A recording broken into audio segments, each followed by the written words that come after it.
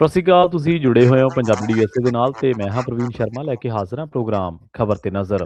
ਖਬਰ ਤੇ ਨਜ਼ਰ ਪ੍ਰੋਗਰਾਮ ਦੇ ਵਿੱਚ ਕੀ ਅਹਿਮ ਤੇ ਕਈ ਖਾਸ ਖਬਰਾਂ ਨੂੰ ਲੈ ਕੇ ਚਰਚਾ ਕਰਨ ਦੇ ਲਈ ਜੁੜ ਚੁੱਕੇ ਨੇ ਮਿੰਟੂ ਗੁਰਸਰੀਆ ਜੀ। ਮਿੰਟੂ ਸਤਿ ਸ਼੍ਰੀ ਅਕਾਲ, ਸਵਾਗਤ ਹੈ ਜੀ ਪੰਜਾਬੀ ਡੀਐਸਏ ਤੇ ਜੀ। ਸ਼ੁਕਰੀਆ ਸਾਰਿਆਂ ਨੂੰ, ਸਤਿ ਸ੍ਰੀ ਅਕਾਲ ਜੀ। ਜੀ ਸਤਿ ਸ਼੍ਰੀ ਅਕਾਲ ਜੀ।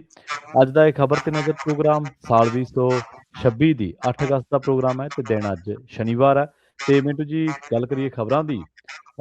ਇਸ ਵੇਲੇ ਦੀ ਜਿਹੜੀ ਖਬਰ ਚਰਚੇ ਤੇ ਇਹ ਆ ਰਹੀ ਹੈ ਕਿ ਐਸਆਈਆਰ ਤੋਂ ਸਾਰੀਆਂ ਹੀ ਸਿਆਸੀ ਪਾਰਟੀਆਂ ਜਿਹੜੀਆਂ ਨੇ ਉਹ ਡਰੀਆਂ ਹੋਈਆਂ ਨੇ ਜੀ।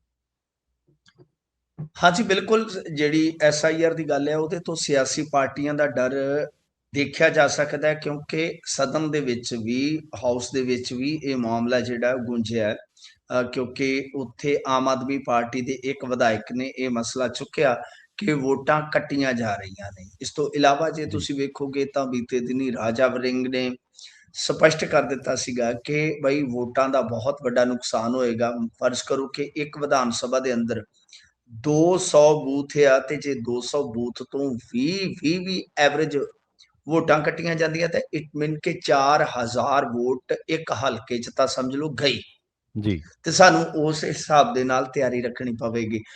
ਇੱਧਰ ਅਕਾਲੀ ਦਲ ਬਾਦਲ ਜਿਹੜਾ ਹੈ ਉਹ ਵੀ ਇਸ ਗੱਲ ਤੋਂ ਚਿੰਤਤ ਤਾਂ ਹੈ ਕਿ ਪਿੰਡੂ ਹਲਕਿਆਂ 'ਚ ਖਾਸ ਤੌਰ ਤੇ ਜੇ ਕਸਾਰਾ ਲੱਗਦਾ ਹੈ ਤਾਂ ਫਿਰ ਇਹ ਕਹਾਣੀ ਕਿੱਧਰ ਨੂੰ ਜਾਏਗੀ। ਬੇਸਿਕਲੀ ਜਿਹੜੀ SIR ਦੀ ਕਹਾਣੀ ਆ, ਜੇ ਤੁਸੀਂ ਹੁਣ ਤੱਕ ਦੇਖੀ ਹੋਏਗੀ ਤਾਂ ਉਹ ਤਕਰੀਬਨ ਇਹ ਆ ਕਿ ਮੋਹਾਲੀ ਦੇ ਵਿੱਚ 1,54,000 ਵੋਟਰਸ ਦਾ ਨਾਮ ਕੱਟਣ ਦੀ ਇਸ ਵੇਲੇ ਕਿਤੇ ਨਾ ਕਿਤੇ ਗੱਲ ਸਾਹਮਣੇ ਆ ਰਹੀ ਆ, ਯਾਨੀ ਕਰੀਬ 18% ਬਣ ਜਾਏਗਾ। ਲੁਧਿਆਣੇ ਦਾ ਅੰਕੜਾ ਮੈਂ ਪਹਿਲਾਂ ਹੀ ਦੱਸ ਦਿੱਤਾ ਸੀਗਾ ਕਿ ਤਕਰੀਬਨ 4,17,000 ਵੋਟਰ। ਫਿਰ ਇਹ ਤੋਂ ਇਲਾਵਾ ਬਠਿੰਡੇ ਦਾ ਦੇਖੋਗੇ ਤੁਸੀਂ, ਬਠਿੰਡੇ ਦੇ ਵਿੱਚ 65,000 ਨਾਮ ਜਿਹੜੇ ਆ ਉਹ ਕੱਟਣੇ ਤੈਅ ਆ। ਲਗਭਗ 65,000 ਤੁਸੀਂ ਦੇਖ ਲਓ, ਕੋਈ ਜ਼ਿਆਦਾ ਵੱਡਾ ਹੈ ਨਹੀਂਗਾ, ਮਤਲਬ ਕਿ ਬਠਿੰਡਾ ਜ਼ਿਲ੍ਹਾ, ਤਦ ਵੀ ਇਹਦੇ ਵਿੱਚ ਇੰਨੀ ਵੋਟ ਕੱਟਣ ਦਾ ਇਮਕਾਨ ਆ। ਫਿਰ ਜੇ ਤੁਸੀਂ ਅੰਮ੍ਰਿਤਸਰ ਦਾ ਵੇਖੋਗੇ ਤਾਂ ਜ਼ਿਲ੍ਹੇ ਦੇ ਵਿੱਚ 2,42,000 ਅਨਮੈਪਡ ਵੋਟਰ ਜਿਹੜੇ ਆ ਉਹ ਮੁੱਢਲੀ ਲਿਸਟ ਦੇ ਵਿੱਚੋਂ ਕੱਟੇ ਜਾਣਗੇ ਅੰਮ੍ਰਿਤਸਰ ਦੇ ਵਿੱਚੋਂ। ਜੇ ਹੋਰ ਜ਼ਿਲ੍ਹਾ ਵਾਈਜ਼ ਵੀ ਤੁਸੀਂ ਦੇਖੋਗੇ, ਮੈਂ ਕੱਲੇ ਜ਼ਿਲ੍ਹੇ ਦਾ ਜਿਹੜਾ ਡਾਟਾ ਹਾਸਲ ਕੀਤਾ ਹੋਇਆ ਕਿ ਕਿੱਥੋਂ ਕਿੰਨਾ ਕੀ ਹੋ ਸਕਦਾ ਹੈ, ਉਹ ਮੈਂ ਤੁਹਾਨੂੰ ਜੇ ਦੱਸਣ ਲੱਗਾ ਤਾਂ ਕਾਫੀ ਲੰਮਾ ਟਾਈਮ ਚਲਾ ਜਾਏਗਾ। ਪਰ ਉਹਦੇ ਵਿੱਚ ਸਾਰੇ ਹੀ ਹੈ। ਜਿਵੇਂ ਫਾਜ਼ਿਲਕਾ ਦੇ ਵਿੱਚ ਤੁਸੀਂ ਦੇਖੋ, ਫਾਜ਼ਿਲਕਾ ਇੱਕ ਬੜਾ ਛੋਟਾ ਜ਼ਿਲ੍ਹਾ ਹੈ, ਉੱਥੇ ਵੀ 53,868 ਵੋਟ ਕੱਟਣ ਦਾ ਕਿਤੇ ਨਾ ਕਿਤੇ ਖਤਰਾ ਹੈ। ਤੇ ਹੁਸ਼ਿਆਰਪੁਰ ਉੱਥੇ ਤੇ ਲਗਭਗ 98,718। ਫਿਰ ਜੇ ਤੁਸੀਂ ਵੇਖੋਗੇ ਤਾਂ ਛੋਟੇ ਜ਼ਿਲ੍ਹੇ, ਮੋਗਾ ਦੇ ਵਿੱਚ ਵੀ 48,769, ਬਰਨਾਲਾ ਉੱਥੇ ਵੀ ਜੇ ਤੁਸੀਂ ਦੇਖੋਗੇ 32,255। ਯਾਨੀ ਮੈਂ ਛੋਟੇ ਜ਼ਿਲ੍ਹੇ ਤੁਹਾਨੂੰ ਦੱਸ ਦਿੱਤੇ ਆ, ਵੱਡੇ ਜ਼ਿਲ੍ਹੇ ਤਾਂ ਪਹਿਲਾਂ ਹੀ ਗਿਣਾ ਦਿੱਤੇ ਆ। ਤਾਂ ਅਸਲ ਦੇ ਵਿੱਚ ਕੀ ਆ ਕਿ SIR ਦੀ ਵੋਟ ਜਿਹੜੀ ਹੈ ਨਾ, ਜੋ ਕੱਟੀ ਜਾ ਰਹੀ ਹੈ, ਉਹਦੇ 'ਚ ਪੰਜਾਬੀਆਂ ਦੀ ਵੋਟ ਕੱਟੀ ਜਾਣੀ ਤੈਅ ਹੈ, ਪਰ ਉਹਦਾ ਫੀਸਦ ਜਿਹੜਾ ਹੈ ਉਹ ਥੋੜਾ ਰਹਿਣ ਦੀ ਕਿਤੇ ਨਾ ਕਿਤੇ ਆਪਾਂ ਨੂੰ ਕਹਾਣੀ ਸਮਝ ਪੈਂਦੀ ਹੈ। ਇਉਂ ਜਾਪਦਾ ਹੈ ਕਿ ਜਿਹੜੀ ਵੋਟ ਕੱਟੀ ਜਾਵੇਗੀ ਉਹ ਜ਼ਿਆਦਾਤਰ ਡਬਲ ਵੋਟ, ਜ਼ਿਆਦਾਤਰ ਪ੍ਰਵਾਸੀ ਵੋਟ ਹੈ। ਹੁਣ ਉਸ ਵੋਟ ਦੇ ਡਰ ਤੋਂ ਹੀ ਕਿਤੇ ਨਾ ਕਿਤੇ ਲੱਗਦਾ ਹੈ, ਦੇਖੋ ਕਾਰਕ ਲੱਭਦੇ ਆ ਨਾ ਲੋਕ, ਤੂੰ ਕੋਈ ਚੱਜ ਦਾ ਲਾ ਬਹਾਨਾ ਜੇ ਸਾਨੂੰ ਛੱਡਣਾ ਚਾਹੁੰਦੀ ਹੈ, ਤਾਂ ਮਿਲਣ ਦਾ ਵੀ ਇੱਕ ਬਹਾਨਾ ਹੁੰਦਾ, ਛੱਡਣ ਦਾ ਵੀ ਇੱਕ ਬਹਾਨਾ ਹੁੰਦਾ। ਹੁਣ ਨਰਿੰਦਰ ਮੋਦੀ ਅਤੇ ਸੁਖਬੀਰ ਸਿੰਘ ਬਾਦਲ ਦਾ ਜਿਹੜਾ ਪੁਨਰ ਮਿਲਨ ਹੋਇਆ, ਆਨ ਮਿਲੋ ਸੱਜਣਾ, ਤਾਂ ਗੱਲ ਇਹ ਆ ਕਿ ਜਿਹੜਾ ਉਹ ਪੁਨਰ ਮਿਲਨ ਹੋਇਆ, ਅਸੀਂ ਇੱਕ ਕਾਰਕ ਇਹੀ ਦੇ ਰਹੇ ਹਾਂ, ਅਸੀਂ ਇਹੀ ਸਮਝ ਰਹੇ ਹਾਂ ਕਿ ਦਰਅਸਲ ਭਾਜਪਾ ਨੂੰ ਇਉਂ ਲੱਗਿਆ ਇਹ ਜਿਹੜਾ ਪੰਜਾਬ ਹੈ ਵਾਹਿਦ ਸੂਬਾ ਹੈ ਜਿੱਥੋਂ SIR ਇਹਨਾਂ ਨੂੰ ਪੁੱਠੀ ਪਈ ਆ।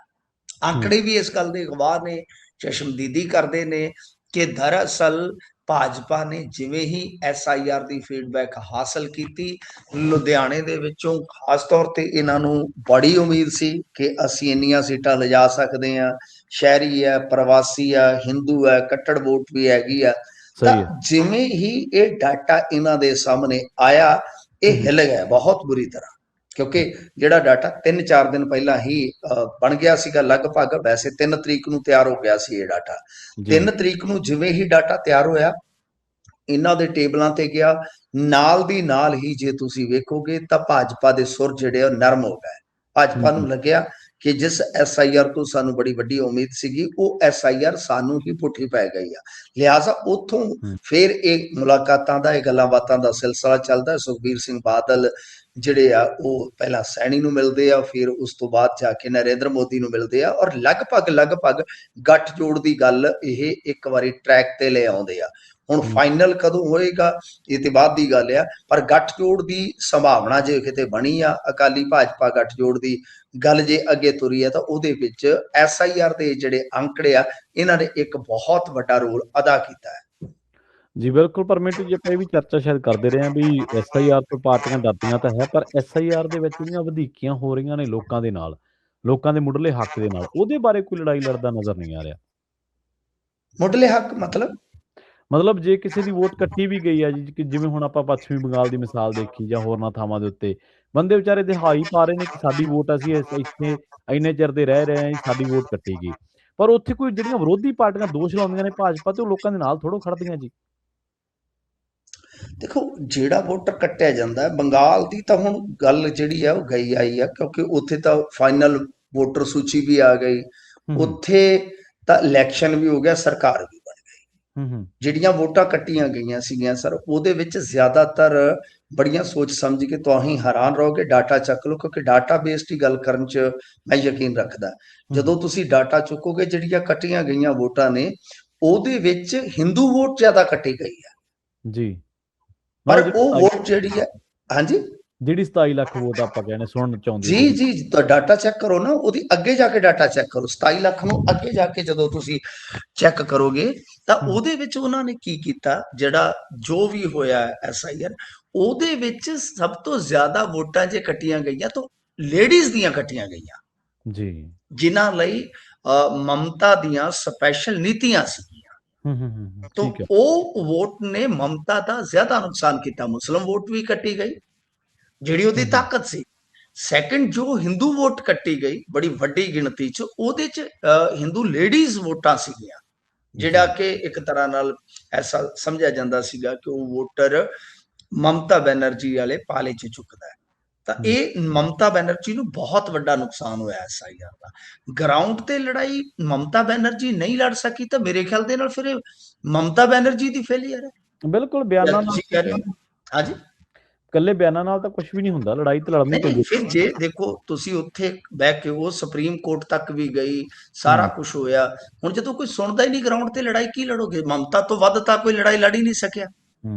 ਉਹ ਤੇ ਖੁਦ ਕਾਲਾ ਕੋਟ ਪਾ ਕੇ ਸੁਪਰੀਮ ਕੋਰਟ ਤੱਕ ਆਈ। ਜੀ ਬਿਲकुल। तो मतलब कि जदों सुप्रीम कोर्ट कोई गल ही नहीं करता इस ते, SIR उन्होंने कह दिता कि इलैक्शन करवाओ बाद च देखना। बिहार वाले च भी बंगाल वाले च भी इस तरह सी। तां लड़ाई उत्थे ममता नहीं लड़नी सी, उत्थे जाके ओहदे लई लड़ाई अकाली दल नहीं सी लड़ सकदा, ओहदे लई लड़ाई उत्थे जाके कांग्रेस ने भी नहीं सी लड़नी, क्योंकि कांग्रेस उत्थे ओपोजिशन च है, कामरेड भी नहीं लड़ते ਉਹਦੇ ਲਈ। ਲੜਾਈ ਉਹਦੇ ਲਈ ਆਪ ਹੀ ਲੜਨੀ ਤੈਅ ਸੀਗੀ, ਜੋ ਨੇ ਲੜੀ ਵੀ ਆ, ਪਰ ਇੱਥੇ ਕੋਈ ਸੁਣਦਾ ਨਹੀਂ। ਪੰਜਾਬ ਦੇ ਵਿੱਚ ਵੇਖੋ, ਪੰਜਾਬ ਦੇ ਵਿੱਚ ਹਾਲਾਤ ਮੈਂ ਤੁਹਾਨੂੰ ਕਿਹਾ ਕਿ ਜੁਦਾ ਨੇ ਬਿਲਕੁਲ ਜੀ। ਇੱਥੇ ਜਿਹੜੀ ਵੋਟ ਕੱਟੀ ਗਈ ਆ ਜ਼ਿਆਦਾਤਰ, ਕਿਉਂਕਿ ਮੈਂ ਕਈ ਹਫ਼ਤੇ ਪਹਿਲਾਂ ਹੀ ਕਹਿ ਦਿੱਤਾ ਸੀ, ਇਹ ਜ਼ਿਆਦਾਤਰ ਵੋਟ ਪ੍ਰਵਾਸੀਆਂ ਦੀ ਕੱਟੀ ਗਈ ਆ। ਜੀ ਜੀ, ਹੁਣ ਇਹਨਾਂ ਲਈ ਕੋਈ ਗਰਾਊਂਡ ਤੇ ਲੜਾਈ ਲੜਨ ਵਾਲਾ ਵੇਖੋ ਆਉਂਦਾ ਕਿ ਨਹੀਂ ਆਉਂਦਾ, ਪਰ ਇਹ ਹੈਗੇ ਡਬਲ ਵੋਟਰ ਨੇ ਜ਼ਿਆਦਾਤਰ। ਇਹਨਾਂ ਦੀ ਡਿਲੀਸ਼ਨ ਜਿਹੜੀ ਉਹ ਤੈਅ ਸੀਗੀ। ਹੁਣ ਇੱਕ ਪਾਸੇ ਤਾਂ ਆਪਾਂ ਪ੍ਰਵਾਸੀ ਵੋਟਰਾਂ ਦੀ ਗੱਲ ਕਰਦੇ ਆ ਕਿ ਇਹ ਵੋਟਰ ਜਿਹੜੇ ਆ ਉਹ ਬਹੁਤ ਸਾਡੀ ਰਾਜਨੀਤੀ ਨੂੰ ਜਾਂ ਸਮਾਜਿਕ ਤਾਣੇ ਬਾਣੇ ਨੂੰ ਪ੍ਰਭਾਵਿਤ ਕਰਦੇ ਆ, ਤਾਂ ਦੂਸਰੇ ਪਾਸੇ ਜੇ ਡਿਲੀਸ਼ਨ ਹੋ ਰਹੀ ਹੈ ਤਾਂ ਉਹਨਾਂ ਵਾਸਤੇ ਹੁਣ ਗਰਾਊਂਡ ਤੇ ਲੜਾਈ ਵੀ ਨਹੀਂ ਕੋਈ ਲੜ ਸਕਦਾ ਖੁੱਲੇ ਤੌਰ ਤੇ ਪੰਜਾਬੀ ਨੇਤਾ। ਸੋ ਇਸ ਕਰਕੇ ਪੰਜਾਬ ਦੀ ਕਹਾਣੀ ਬਿਲਕੁਲ ਜੁਦਾ ਹੋ ਗਈ ਆ ਬੰਗਾਲ ਦੇ, ਜੇ ਕੰਪੈਰੀਟਿਵਲੀ ਦੇਖੋਗੇ ਤਾਂ। ਤੇ ਅਗਲੀ ਗੱਲ ਕਰੀਏ, ਪੰਜਾਬ ਦਾ ਜਿਹੜਾ ਇਜਲਾਸ ਹੋਇਆ ਜੀ, ਇਸ ਸੈਸ਼ਨ ਦੇ ਵਿੱਚ ਕੁਝ ਖਾਸ ਵੀ ਉਭਰਿਆ ਜੀ? ਉਹ ਇਜਲਾਸ ਤਾਂ ਹੁਣ ਇੱਕ ਹਫ਼ਤਾ ਤਕਰੀਬਨ ਇਹਦਾ ਗੁਜ਼ਰ ਗਿਆ, ਸੋਮਵਾਰ ਤੋਂ ਸ਼ੁੱਕਰਵਾਰ, ਤੇ ਮੇਰੇ ਖਿਆਲ ਦੇ ਨਾਲ ਕੋਈ ਇੱਕ ਅੱਧ ਦਿਨ ਦਾ ਭਾਵੇਂ ਕੋਈ ਕੰਮ ਰਹਿ ਗਿਆ ਹੋਵੇ, ਇੱਕ ਅੱਧ ਦਿਨ ਦਾ, ਸੋਮਵਾਰ ਦਾ ਹੀ ਆ ਮੇਰੇ ਖਿਆਲ ਦੇ ਨਾਲ। ਤਾਂ ਫਾਈਨਲ ਦਿਨ ਜਿਹੜਾ ਹੁੰਦਾ ਉਹਦੇ 'ਚ ਕੋਈ ਜ਼ਿਆਦਾ ਹੁੰਦੀ ਨਹੀਂ ਸੰਭਾਵਨਾ, ਤੇ ਵੈਸੇ ਵੀ ਜਿਸ ਤਰ੍ਹਾਂ ਇਹ ਚੱਲਦੇ ਨੇ ਸਾਰੇ, ਉਹ ਤੋਂ ਸੰਭਾਵਨਾ ਤੇ ਉਦਾਂ ਹੀ ਦੂਰ ਰਹਿੰਦੀ ਹੈ। ਦਰਅਸਲ ਕੀ ਹੈ ਕਿ ਹੁਣ ਤੱਕ ਦੇ ਜੇ ਆਪਾਂ ਮੁੱਦਿਆਂ ਦੀ ਗੱਲ ਕਰੀਏ, ਉੱਥੇ ਨੌਕਰੀ ਦੀ ਗੱਲ ਚੱਲੀ ਆ, ਵਾਈਟ ਪੇਪਰ ਲਿਆਉਣ ਦੀ ਗੱਲ ਚੱਲੀ ਹੈ, ਪਰ ਜੀ। ਆਮ ਆਦਮੀ ਪਾਰਟੀ ਦੇ ਉਜੜ ਤੇ ਨਲਾਇਕ ਕਿਸਮ ਦੇ ਜਿਹੜੇ ਵਿਧਾਇਕ ਚੁਣੇ ਆ, ਉਹ ਹੂੰ, ਗੱਲ ਨੂੰ ਦੂਜੇ ਪਾਸੇ ਲੈ ਜਾਂਦੇ ਆ। ਸੁਖਪਾਲ ਖਹਿਰਾ ਨੇ ਜਦੋਂ ਇਹ ਮੁੱਦਾ ਚੁੱਕਿਆ ਵਾਈਟ ਪੇਪਰ ਵਾਲਾ, ਵਿੱਚ ਕਾਂਗਰਸੀ ਵੀ ਕੁਝ ਹੈਗੇ, ਰਾਣਾ ਗੁਰਜੀਤ ਹੋਰੀ, ਉਹਦਾ ਇੱਕ ਖਾਸਮ ਖਾਸ ਬੰਦਾ ਲਾਡੀ ਸ਼ੇਰੋਂ ਵਾਲੀਆ, ਹੂੰ, ਹੂੰ, ਉਹਨੇ ਚੱਕ ਕੇ ਕਹਿਤਾ ਕਿ ਮੇਰੇ ਹਲਕੇ 'ਚ ਇੱਕ ਵੀ ਜੌਬ ਨਹੀਂ ਗਈ। ਉਹ ਅਮਨ ਅਰੋੜਾ ਨੇ ਬੋਝੇ 'ਚ ਅਸਤੀਫਾ ਪਾ ਕੇ ਇੱਥੇ ਆ ਜਾਊਗਾ, ਟਾਈਮ ਬੰਨ ਲਓ। ਇੱਕ ਤੇ ਟਾਈਮ ਬੜਾ ਬੰਨਦੇ ਆ, ਪਤਾ ਨਹੀਂ ਹੂੰ, ਕੀ ਇਹਨਾਂ ਨੇ ਟਾਈਮ 'ਚੋਂ ਕੱਢਣਾ ਵਾ। ਤੇ ਉਹ ਗੱਲ ਜਿਹੜੀ ਗਈ ਆਈ ਹੋ ਗਈ। ਹੂੰ, ਉਸ ਹੂੰ, ਤੋਂ ਹੂੰ, ਇਲਾਵਾ ਜੇ ਆਪਾਂ ਦੂਜੇ ਮੁੱਦੇ ਦੀ ਗੱਲ ਕਰੀਏ, ਫਿਰ ਖਹਿਰਾ ਨੇ ਇੱਕ ਬੜੀ ਵੱਡੀ ਗੱਲ ਕਹੀ ਕਿ ਬਈ ਜੋ ਵਨ ਨੇਸ਼ਨ ਵਨ ਐਜੂਕੇਸ਼ਨ ਦਾ ਫਾਰਮੂਲਾ ਹੈ, ਹੂੰ, ਇਹ ਹੂੰ, ਨਹੀਂ ਹੋਣਾ ਚਾਹੀਦਾ। ਜੀ। ਸਾਨੂੰ ਇਖਲਾਕੀ ਤੌਰ ਤੇ ਬੱਚਿਆਂ ਦੀ ਸਿੱਖਿਆ ਤੇ ਧਿਆਨ ਦੇਣ ਦੀ ਜ਼ਰੂਰਤ ਆ। ਇਹ ਬੜੇ ਵੈਲਿਡ ਚਰਚਾ ਸੀਗੀ। ਇਹ ਵੀ ਹੂੰ, ਜ਼ਿਆਦਾ ਅੱਗੇ ਨਹੀਂ ਵਧੀ, ਪਰ ਇਹ ਗੱਲ ਜ਼ਰੂਰ ਆਈ ਆ। ਕਿਉਂਕਿ ਦੇਖੋ, ਜਿਹੜਾ ਸਿੱਖਿਆ ਕਨਕਰੰਟ ਲਿਸਟ ਦੇ ਵਿੱਚ ਪਾ ਦਿੱਤਾ ਗਿਆ, ਹੂੰ, ਹੂੰ, ਹੂੰ, ਸਮਵਰਤੀ ਸੂਚੀ ਦੇ ਵਿੱਚ ਪਾ ਦਿੱਤਾ ਗਿਆ। ਮੈਂ ਆਪ ਇਸ ਦਲੀਲ ਦੇ ਨਾਲ ਬਿਲਕੁਲ ਸਹਿਮਤ ਹਾਂ ਕਿ ਕਨਕਰੰਟ ਲਿਸਟ ਦੇ ਵਿੱਚੋਂ ਕੱਢ ਕੇ ਸਿੱਖਿਆ ਸਬਜੈਕਟ ਜਿਹੜਾ ਹੈ ਉਹ ਸਟੇਟ ਦਾ ਹੋਣਾ ਚਾਹੀਦਾ। ਕਿਉਂਕਿ ਪੰਜਾਬ ਜਾਂ ਜੰਮੂ ਕਸ਼ਮੀਰ ਲਾ ਲਓ, ਸਾਊਥ ਲਾ ਲਓ, ਇਹਨਾਂ ਸਾਰਿਆਂ ਦੇ ਸਮਾਜਿਕ ਜਾਂ ਆਰਥਿਕ ਜਾਂ ਇਤਿਹਾਸਿਕ ਉਹ ਵਖਰੇਵੇਂ ਨੇ। ਜੀ, ਸਹੀ ਹੈ। ਤਾਂ ਮਤਲਬ ਕਿ ਉਸ ਹਿਸਾਬ ਦੇ ਨਾਲ ਸਿੱਖਿਆ ਦਾ ਸੈਟਅਪ ਹੋਵੇ, ਉਸ ਹਿਸਾਬ ਦੇ ਨਾਲ ਸਟੇਟ ਆਪਣੀਆਂ ਨੀਤੀਆਂ ਕੱਢ ਸਕੇ। ਤਾਂ ਇਹ ਵੀ ਗੱਲ ਅੱਛੀ ਹੋਈ। ਫਿਰ ਉੱਥੇ ਕੁਝ ਲੋਕਲ ਮੁੱਦੇ ਜਿਹੜੇ ਆ ਇਸ ਹਫ਼ਤੇ ਗੂੰਜੇ ਆ। ਇੱਥੋਂ ਤੱਕ ਕਿ ਇੱਕ ਵਿਧਾਇਕ ਨੇ ਆਪਣਾ ਮੰਤਰੀ ਹੀ ਝੂਠਾ ਕਰਾਰ ਦੇ ਦਿੱਤਾ। ਇੱਥੋਂ ਤੱਕ ਕਿ ਇੱਕ ਵਿਧਾਇਕ ਨੇ ਹੂੰ, ਹੂੰ, ਬਈ ਆਪਣੇ ਸਰਕਾਰ ਦੇ ਸਾਰੇ ਪੋਲ ਪੱਟੇ ਜਿਹੜੇ ਖੋਲ ਦਿੱਤੇ ਕਿ ਕਿਵੇਂ ਇੱਕ ਇਕੋ ਟੂਰਿਜ਼ਮ ਯੋਜਨਾ ਸੀਗੀ ਜਿਹੜੀ, ਜਿਹਦਾ ਉਹ ਨੀਂਹ ਪੱਥਰ ਰੱਖ ਕੇ ਭੁੱਲ ਗਏ। ਮਤਲਬ ਕਿ ਇਸ ਤਰ੍ਹਾਂ ਦੇ ਲੋਕਲ ਮੁੱਦੇ ਵੀ ਆ। ਜਿਵੇਂ ਡਿੰਪੀ ਢਿੱਲੋਂ, ਉਹ ਕਹਿ ਰਹੇ ਸਨ ਕਿ ਸੁਸਾਇਟੀਆਂ ਦੀ ਮੈਂਬਰਸ਼ਿਪ ਬੰਦ ਕੀਤੀ ਗਈ ਆ ਕੋਆਪਰੇਟਿਵ ਦੀ, ਹੂੰ, ਤਾਂ ਹੂੰ, ਉਹ ਖੋਲਣੀ ਚਾਹੀਦੀ ਹੈ। ਬੇਸ਼ੱਕ ਤੁਸੀਂ ਐਡਵਾਂਸ ਅਗਲੇ ਨੂੰ ਪੈਸੇ ਲੈ ਕੇ ਮਾਲ ਚੁਕਾਓ, ਕਿਉਂਕਿ ਮਾਲ ਤੇ ਸਾਰਾ ਇੱਧਰੋਂ ਆਉਂਦਾ ਖੇਤੀ ਦਾ, ਜੀ।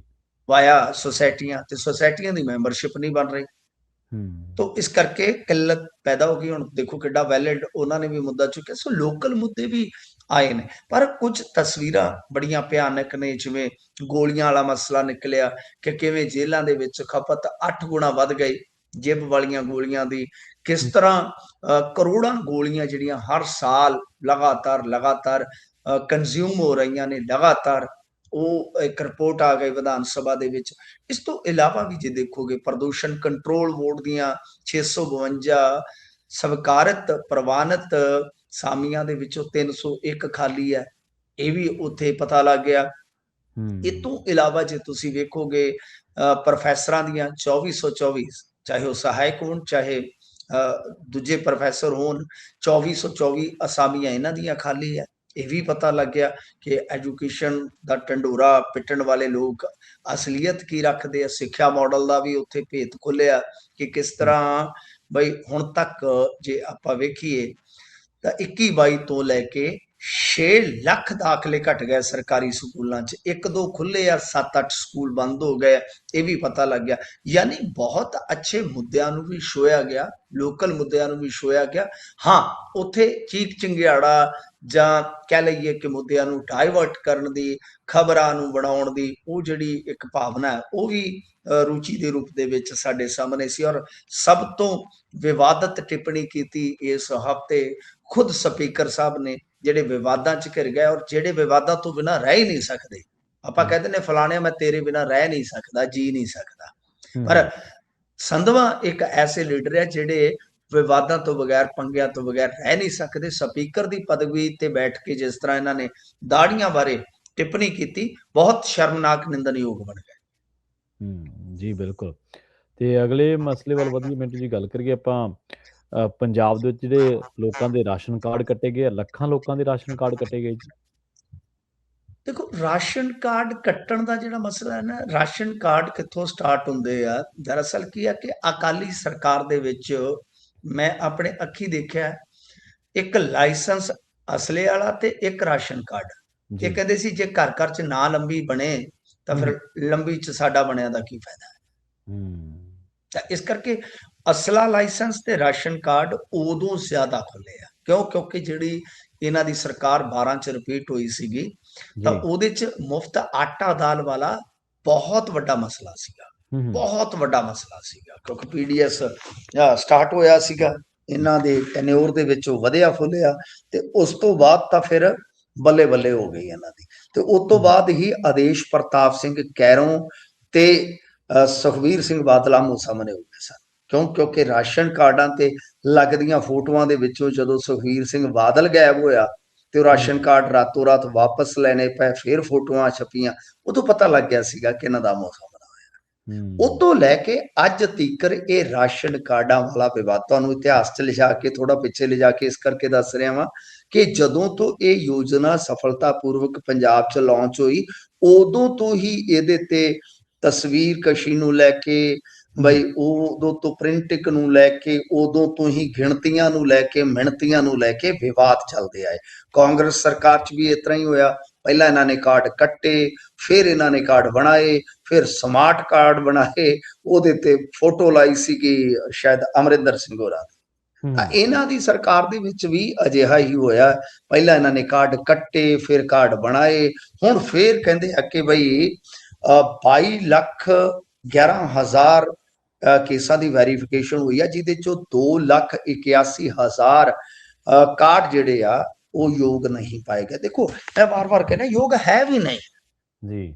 ਇੱਥੇ ਸਾਰਾ ਪੰਜਾਬ ਦੇਖੋ 55 ਲੱਖ ਫੈਮਿਲੀ ਸੀਗੀ, ਤੇ ਉਹਦੇ ਚੋਂ 40-45 ਲੱਖ ਤੇ ਫੈਮਿਲੀ ਇਹ ਲਾਭ ਲੈ ਰਹੀ ਸੀਗੀ, ਤਾਂ ਕੀ ਇਹ ਯੋਗ ਹੈਗੇ ਨੇ? ਕਿਉਂਕਿ ਇਹਦੇ ਵਿੱਚ ਸ਼ਰਤਾਂ ਤਾਂ ਕੋਈ ਦੇਖਦਾ ਹੀ ਨਹੀਂ ਜੀ। ਸਰ ਸ਼ਰਤਾਂ 2.5 ਕਿੱਲਿਆਂ ਵਾਲਾ ਵੀ ਇਹ ਨਹੀਂ ਲੈ ਸਕਦਾ। ਘਰ ਦੇ ਵਿੱਚ ਜਿਹਦੇ ਕੋਲ ਗੱਡੀ ਆ, ਮੈਨੂੰ ਦੱਸੋ ਵੀ ਘਰ ਦੇ ਵਿੱਚ ਗੱਡੀ ਆਪਣੇ ਹਰੇਕ ਦੂਜੇ ਤੀਜੇ ਘਰ ਆ ਜੀ, ਕਾਰ ਖਲੋਤੀ, ਕਿਸੇ ਕੋਲ ਮਰੂਤੀ ਆ, ਕਿਸੇ ਕੋਲ ਇਹਦੇ ਉੱਤੇ ਆ, ਕਿਸੇ ਦੇ ਕੋਲ ਹੋਰ ਹੈ, ਕਿਸੇ ਦੇ ਕੋਲ ਹੋਰ ਹੈ, ਤੇ ਅੱਜ ਤੇ ਪਿੰਡਾਂ ਦੇ ਵਿੱਚ ਡਿਫੈਂਡਰਾਂ ਖਲੋਤੀਆਂ ਨੇ। ਘਰ ਦੇ ਵਿੱਚ ਗੱਡੀ ਆ, ਏਸੀ ਵੀ ਜੇ ਲੱਗਾ ਤੁਹਾਡੇ ਘਰ, ਹੁਣ ਏਸੀ ਤੇ ਮਤਲਬ ਕਿ ਆਮ ਹੀ ਘਰਾਂ ਦੇ ਵਿੱਚ ਫਿੱਟ ਨੇ, ਆਮ ਇੱਕ ਕਮਰੇ ਵਾਲੇ ਘਰ ਦੇ ਵਿੱਚ ਵੀ ਮੈਂ ਏਸੀ ਦੇਖੇ, ਠੀਕ ਹੈ ਨਾ ਜੀ। ਸੋ ਜਦੋਂ ਕੰਡੀਸ਼ਨਸ ਇਦਾਂ ਦੀਆਂ ਨੇ, ਤਾਂ ਫਿਰ ਜਦੋਂ ਵੇਖਣੀਆਂ ਨੇ, ਕਿਉਂਕਿ ਵੋਟ ਮੁਖੀ ਰਾਜਨੀਤੀ ਹਾਵੀ ਆ, ਪ੍ਰਭਾਵੀ ਆ, ਬਣਾਈ ਤੁਰੇ ਚੱਲੋ, ਬਣਾਈ ਤੁਰੇ ਚੱਲੋ, ਉਹ ਜਿਵੇਂ ਸਖਤੀ ਹੁੰਦੀ ਆ ਫਿਰ ਉਵੇਂ ਹੀ ਉਹ ਬਾਹਰ ਹੋ ਜਾਂਦੇ, ਜਿਹੜੇ ਬਾਹਰ ਹੁੰਦੇ ਆ ਲੋਕ ਫਿਰ ਉਹ ਰੌਲਾ ਪਾਉਂਦੇ ਆ, ਸਰਕਾਰਾਂ ਫੇਰ ਕਰ ਕਰਾ ਕੇ ਕਿਤੇ ਨਾ ਕਿਤੇ ਕਾਰਡ ਬਣਾ ਦਿੰਦੀਆਂ ਨੇ ਏਦਾਂ। ਵੈਸੇ ਜੇ ਤੁਸੀਂ ਵੇਖੋਗੇ ਤੇ ਹਰਿਆਣੇ ਦੇ ਵਿੱਚ ਵੀ ਜਿਹੜੇ ਉੱਥੇ ਕਾਰਡ ਕੱਟੇ ਗਏ, 17 ਲੱਖ ਕਾਰਡ ਕੱਟੇ ਜਾ ਚੁੱਕੇ ਨੇ ਹੁਣ ਤੱਕ ਉੱਥੇ ਜੀ। ਹਿਮਾਚਲ ਪ੍ਰਦੇਸ਼ ਦੇ ਵਿੱਚ ਸ਼ਾਇਦ 36 ਕੇ 37,000, ਉੱਤਰਾਖੰਡ 'ਚ 80,000, ਇਸ ਤਰ੍ਹਾਂ ਰਾਸ਼ਨ ਕਾਰਡ ਕੱਟੇ। ਪੂਰੇ ਇੰਡੀਆ 'ਚ ਇਹ ਪੰਗਾ ਹੈ। ਕਿਉਂ? ਕਿਉਂਕਿ ਇਮਾਨਦਾਰੀ ਤੇ ਅਸੀਂ ਵਰਤਣੀ ਨਹੀਂ ਜੀ। ਮਤਲਬ ਕਿੰਨੇ ਲੋਕ ਹੋਣਗੇ, ਮੇਰੀ ਗੱਲ ਸੁਣੋ, ਇਮਾਨਦਾਰੀ ਨਾਲ ਦੇਖਿਓ ਕਦੇ ਸੋਚ ਕੇ, ਇੱਥੇ ਕਿਹੜੀ ਗੱਡੀ, ਆਡੀ ਗੱਡੀ ਸੀ ਸ਼ਾਇਦ, ਜਿਹਦੇ 'ਚ ਗੱਟਾ ਰੱਖਦਾ ਇੱਕ ਵਾਰੀ ਫੜਿਆ ਗਿਆ ਸੀ।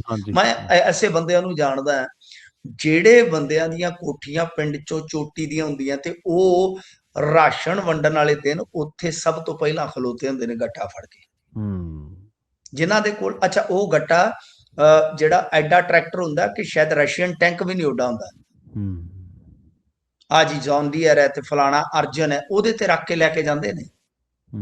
13 ਲੱਖ ਜਿਨ੍ਹਾਂ ਦੇ ਗੱਟੇ ਰੱਖ ਕੇ ਲੈ ਕੇ ਜਾਂਦੇ ਰਾਸ਼ਨ ਵਾਲੇ ਜੀ, ਓਬਵੀਅਸ ਹੈ।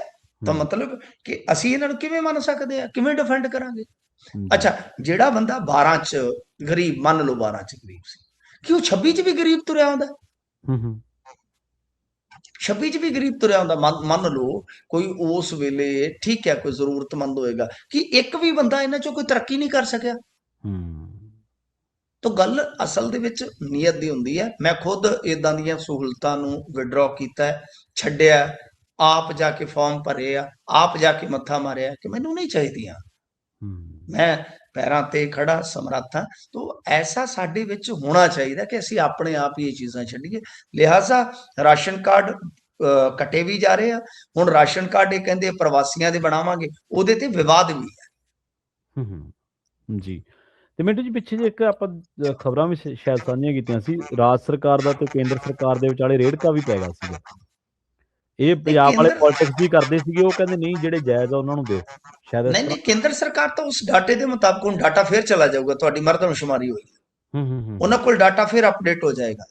ਉਹ ਕਹਿਣਗੇ ਕਿ ਤੁਹਾਡੇ ਪਰਿਵਾਰ ਇੰਨੇ ਯੋਗ ਹੈ, ਅਸੀਂ ਇੰਨਿਆਂ ਦੇ ਹਿਸਾਬ ਨਾਲ ਰਾਸ਼ਨ ਦੇਵਾਂਗੇ, ਤੁਸੀਂ ਭਾਵੇਂ ਸਾਰੇ ਪੰਜਾਬ ਨੂੰ ਫ੍ਰੀ ਖਿਲਾ ਦਿਓ। ਜੀ ਠੀਕ ਹੈ ਨਾ ਜੀ। ਜਦੋਂ ਉਹਨਾਂ ਦੇ ਕੋਲ ਡਾਟਾ ਅਪਡੇਟ ਹੋਏਗਾ, ਉਹ ਤੁਹਾਨੂੰ ਫੇਰ ਕਹਿਣਗੇ ਕਿ ਅਸੀਂ ਤੇ ਇੰਨੇ ਯੋਗ ਬੰਦਿਆਂ ਨੂੰ ਦੇ ਸਕਦੇ ਹਾਂ, ਤੇ ਤੁਹਾਡਾ ਕੋਟਾ ਇੰਨਾ ਬਣਦਾ, ਸਾਡੇ ਵੱਲੋਂ ਤੁਸੀਂ ਆਪਦੇ ਕੋਲੋਂ ਪਾ ਕੇ 50 ਲੱਖ ਦੀ 50 ਲੱਖ ਫੈਮਲੀਜ਼ ਨੂੰ ਦੇ ਦਿਓ, 55 ਲੱਖ ਫੈਮਲੀਜ਼ ਨੂੰ ਦੇ ਦਿਓ। ਜੀ ਇਸ ਕਰਕੇ ਕੇਂਦਰ ਸਰਕਾਰ ਜੋ ਆਪਦੇ ਹਿੱਸੇ ਦਾ ਉਹਦੀ ਕਟੌਤੀ ਕਰਦਾ ਰਹਿੰਦਾ ਹੈ, ਤਾਂ ਉਹਨਾਂ ਨੇ ਤਾਂ ਬਹੁਤ ਵੱਡੇ ਪੱਧਰ ਤੇ ਪੂਰੇ ਇੰਡੀਆ ਚੋਂ ਕਾਟ ਕੱਟ ਦਿੱਤੇ, ਕਰੋੜਾਂ ਦੀ ਗਿਣਤੀ ਬਣ ਜਾਏਗੀ ਜੇ ਤੁਸੀਂ ਆਲ ਓਵਰ ਦੇਖੋਗੇ ਤਾਂ। ਜੀ ਬਿਲਕੁਲ। ਅਗਲੀ ਗੱਲ ਕਰੀਏ ਉਸ ਮਸਲੇ ਦੀ ਮਿੰਟੂ ਜੀ, ਜਿਸ ਮਸਲੇ ਤੇ ਕੇਜਰੀਵਾਲ ਨੇ ਨਵੇਂ ਫਾਰਮੂਲੇ ਕੱਢ ਕੇ ਵੋਟਾਂ ਮੰਗੀਆਂ ਸਨ। ਅਸੀਂ ਆਹ ਕਰ ਦਾਂਗੇ, ਸਿਹਤ ਨੂੰ ਐਂ ਕਰ ਦਾਂਗੇ, ਸਿੱਖਿਆ ਨੂੰ ਐਂ ਕਰ ਦਾਂਗੇ, ਟਰਾਂਸਪੋਰਟ ਮਾਫੀਏ ਨੂੰ ਭਜਾ ਦਾਂਗੇ। ਕਹਿੰਦੇ ਸਮਾਨ ਖੁਣੋ ਹੀ ਸਰਕਾਰੀ ਬੱਸਾਂ ਕੰਡਮ ਹੋ ਗਈਆਂ ਜੀ ਪੰਜਾਬ ਦੀਆਂ। ਤੇ ਜਦੋਂ ਪਾਲਿਸੀਜ਼ ਤੁਹਾਡੀਆਂ ਸਹੀ ਨਾ ਹੋਣ, ਫਿਰ ਉਦੋਂ ਇਸ ਤਰ੍ਹਾਂ ਹੀ ਹੁੰਦਾ ਹੈ ਜੀ ਕਿ ਇੱਕ ਕਮਾਲ ਦੀ ਗੱਲ ਵੇਖੋ, 800 ਬੱਸਾਂ ਕੰਡਮ ਹੋਈਆਂ, 800 ਬੱਸਾਂ ਕੰਡਮ ਹੋਈਆਂ ਤੇ 40 ਏਸੀ, ਜੀ ਮਤਲਬ ਏਸੀ ਵੋਲਵੋ, ਤੇ 800 ਦੂਜੀਆਂ ਬੱਸਾਂ ਨੇ ਜਿਹੜੀਆਂ ਕੰਡਮ ਹੋਈਆਂ। ਹੁਣ ਜਦੋਂ ਬੱਸ ਖੜ ਜਾਂਦੀ ਹੈ, ਖੜੀਆਂ ਬੱਸਾਂ ਦਾ ਵੀ ਟੈਕਸ ਪੈਂਦਾ ਰਹਿੰਦਾ ਹੈ। ਇੰਟਰਸਟਿੰਗ ਗੱਲ ਹੈ, ਮੈਂ ਤੁਹਾਨੂੰ ਕਈ ਵਾਰ ਦੱਸ ਚੁੱਕਾ ਕਿ ਮੈਂ ਟਰਾਂਸਪੋਰਟ ਧੰਦੇ ਤੋਂ ਬਹੁਤ ਬਖੂਬੀ ਵਾਕਿਫ ਹਾਂ। ਜੀ ਪਰ ਉਹ ਸਹੂਲੀਅਤ ਤੁਹਾਡੀ ਰੋਡ ਤੋਂ ਲੈ ਜਾਂਦੀ ਹੈ, ਸਹੂਲੀਅਤ ਨਹੀਂ ਮਿਲ ਰਹੀ। ਬੱਸ ਕੰਡਮ ਦਾ ਮਤਲਬ ਕੀ ਹੈ ਕਿ ਬੱਸ ਚੱਲ ਨਹੀਂ ਰਹੀ, ਪਰ ਬੱਸ ਕਾਗਜ਼ਾਂ ਦੇ ਵਿੱਚ ਬੰਦ ਵੀ ਨਹੀਂ ਹੁੰਦੀ ਤਾਂ ਟੈਕਸ ਪੈਂਦਾ। ਜੇ ਬੱਸ ਦਾ ਲੋਨ ਹੈ ਤਾਂ ਬੱਸ ਦੀ ਕਿਸ਼ਤ ਪੈਂਦੀ ਰਹੂ, ਵਿਆਜ ਪੈਂਦਾ ਰਹੂ। ਸੋ ਇਹ ਪੰਗਾ। ਤਾਂ ਗੱਲ ਇਹ ਹੈ ਕਿ ਪਿਛਲੇ 4 ਸਾਲਾਂ ਦੇ ਦੌਰਾਨ ਪੰਜਾਬ ਸਰਕਾਰ ਨੇ ਨਾ ਤਾਂ ਕੋਈ ਵੱਡਾ ਕੋਈ ਫਲੀਟ ਪਾਇਆ ਰੋਡਵੇਜ਼ ਦੇ ਵਿੱਚ, ਪੀਆਰਟੀਸੀ ਦੇ ਵਿੱਚ, ਨਾ ਹੀ ਕੋਈ ਕੱਚਾ ਮੁਲਾਜ਼ਮ ਪੱਕਾ ਕੀਤਾ। ਦੋਵੇਂ ਗੱਲਾਂ ਨੇ। ਤੇ ਇਸ ਤੋਂ ਇਲਾਵਾ ਜੇ ਤੁਸੀਂ ਵੇਖੋਗੇ ਤਾਂ ਰੋਡਵੇਜ਼ ਤੇ ਪੀਆਰਟੀਸੀ ਦੀਆਂ ਮਿਲਾ ਕੇ 800 ਬੱਸਾਂ ਇਸ ਵੇਲੇ ਕੰਡਮ ਹੋ ਚੁੱਕੀਆਂ ਨੇ। ਯਾਨੀ ਇਹਨਾਂ ਦੇ ਕੋਲ ਟਾਇਰ ਤੇ ਬੈਟਰੀਆਂ ਤੱਕ ਦੇ ਪੈਸੇ ਨਹੀਂ ਹੈ। ਬੱਸਾਂ ਮਤਲਬ ਕਿ ਚੱਲ ਸਕਦੀਆਂ ਨੇ, ਹੁਣ ਟਾਇਰ ਤੋਂ ਬਗੈਰ ਬੱਸ ਕਿਵੇਂ ਚੱਲੇਗੀ, ਬੈਟਰੀ ਤੋਂ ਬਗੈਰ ਕਿਵੇਂ ਚੱਲੇਗੀ। ਹੁਣ ਤੇ ਧੱਕੇ ਵੀ ਨਹੀਂ ਨਾ ਲਾ ਸਕਦੇ, ਕਿਉਂਕਿ ਫੋਟੋਆਂ ਵਾਇਰਲ ਹੋ ਜਾਂਦੀਆਂ ਨੇ। ਉਹ ਤੇ ਸਾਡਾ ਹੀ ਦੌਰ ਸੀ ਕਿ ਪਹਿਲਾਂ ਧੱਕਾ ਲਾਓ ਫਿਰ ਜਾ ਕੇ ਵਿੱਚ ਬੈਠੋ, ਤੇ ਵਿੱਚ ਵੀ ਕਈ ਵਾਰ ਜਗ੍ਹਾ ਨਾ ਮਿਲੀ ਤੇ ਕਹਿਣਾ ਛੱਤ ਤੇ ਚੜ ਜਾਓ। ਗੱਲ ਇਹ ਆ ਕਿ ਇਹ ਕਾਰਪੋਰੇਟ ਘਰਾਣਿਆਂ ਦੀਆਂ ਜਿਹੜੀਆਂ ਪ੍ਰਾਈਵੇਟ ਬੱਸਾਂ ਨੇ, ਹੁਣ ਇਹ ਬੜਾ ਕਾਰਪੋਰੇਟ ਕਹਿੰਦੇ ਸੀਗੇ, ਹੁਣ ਇਹਨਾਂ ਦੇ ਵਿੱਚ ਵੀ ਬੰਦੇ ਬੈਠੇ ਨੇ। ਇਹਦੇ ਸੁਖਬੀਰ ਬਾਦਲ ਦੀਆਂ ਬੱਸਾਂ 'ਚ ਬੰਦ ਕਰਾਉਂਦੇ ਹੁੰਦੇ ਸੀ, ਹੁਣ ਤੇ ਇਹਨਾਂ ਦੇ ਆਪਦੇ ਵੱਡੇ ਟਰਾਂਸਪੋਰਟਰ ਨੇ, ਜਿਹੜੇ ਡਿੰਪੀ ਢਿੱਲੋਂ ਹੀ। ਤਾਂ ਹੁਣ ਫਿਰ ਫਾਇਦਾ ਕਿਹਨੂੰ ਹੋ ਰਿਹਾ ਹੋਵੇਗਾ?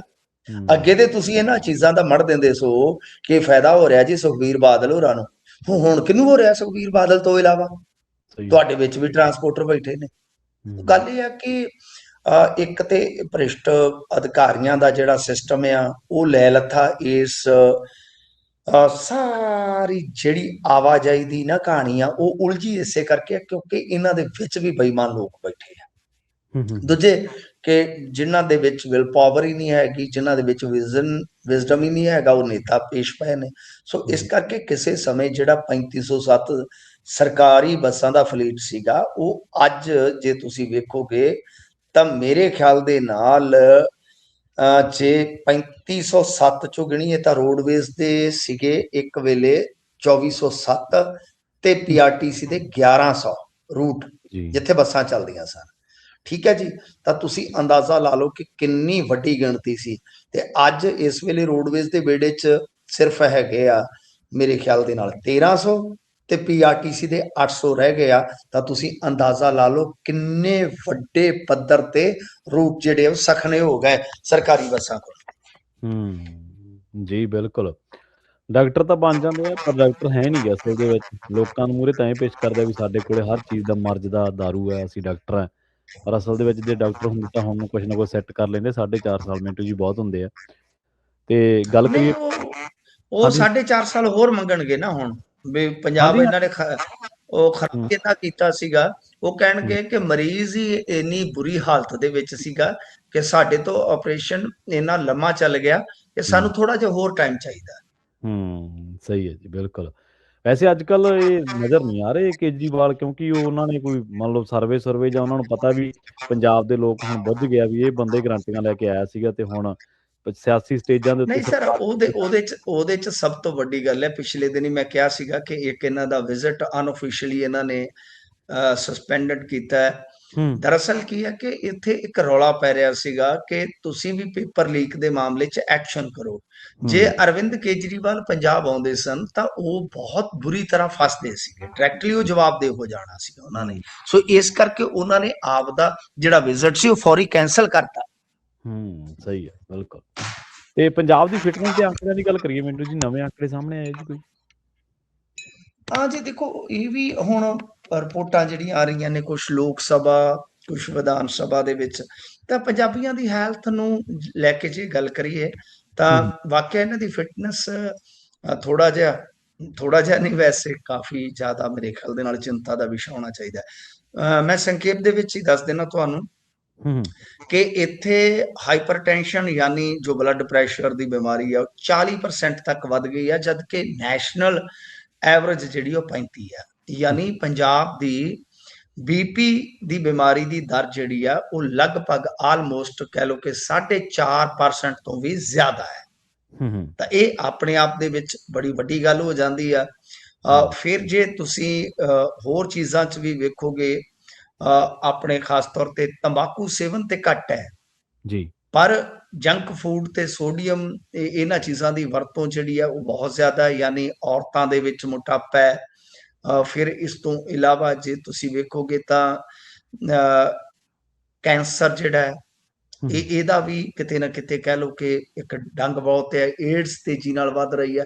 ਯਾਨੀ ਇਸ ਤਰ੍ਹਾਂ ਦੇ ਅੰਕੜੇ ਆ ਰਹੇ ਆ ਕਿ ਮੋਟਾਪੇ ਦੇ ਮਾਮਲੇ ਦੇ ਵਿੱਚ ਜੋ ਔਰਤਾਂ ਦਾ ਮੋਟਾਪਾ ਹੈ ਖਾਸ ਤੌਰ ਤੇ, ਉਹ ਚੌਥੇ ਨੰਬਰ ਤੇ ਲੈ ਗਿਆ ਸਨ।